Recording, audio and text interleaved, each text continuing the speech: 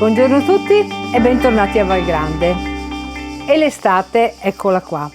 I colori brillanti, il giallo, l'arancione, il verde, e sono colori che noi ci portiamo e portiamo sulle nostre tavole. Infatti in questo momento mi piace proprio pensare di portare i colori dell'estate, come spesso io amo sottolineare e amo spiegare ai miei ospiti. Mi piace proprio portare gli elementi naturali all'interno delle nostre tavole, all'interno o all'esterno, dipende da dove gli ospiti gradiscono prenotare il loro tavolo qui a Val Grande.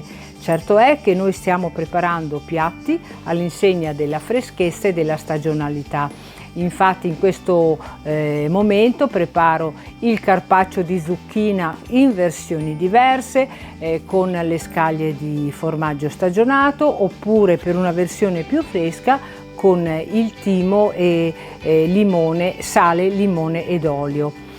Assieme alle zucchine, al carpaccio di zucchine, però preparo anche i tortini con i fiori di zucca. Ecco che quindi il giallo e il verde ancora sono all'interno dei nostri piatti. Preparo inoltre le fettuccine, come chiamo io, le fettuccine alle verdure estive, con cipolla fresca, carota, listarelle di zucchine e un po' di basilico. Insomma, tutti piatti che si possono apprezzare particolarmente in queste giornate calde.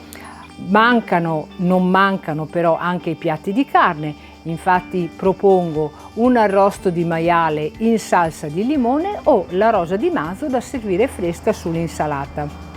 Completo le nostre proposte culinarie con frutta fresca, sorbetti preparati al momento con la frutta che mettiamo da parte, prepariamo tagliata e condita con zucchero e limone, oppure le crostate con marmellate fresche appena fatte o crostate con la frutta fresca.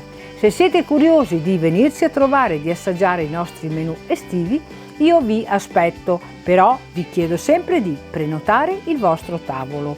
In che modo? Secondo la solita modalità, quindi attraverso i contatti che troverete tra le pagine social o tra le pagine del nostro sito. Per il momento io continuo e mi lascio ispirare da quelli che sono i prodotti estivi e vi auguro una buonissima settimana. Ciao!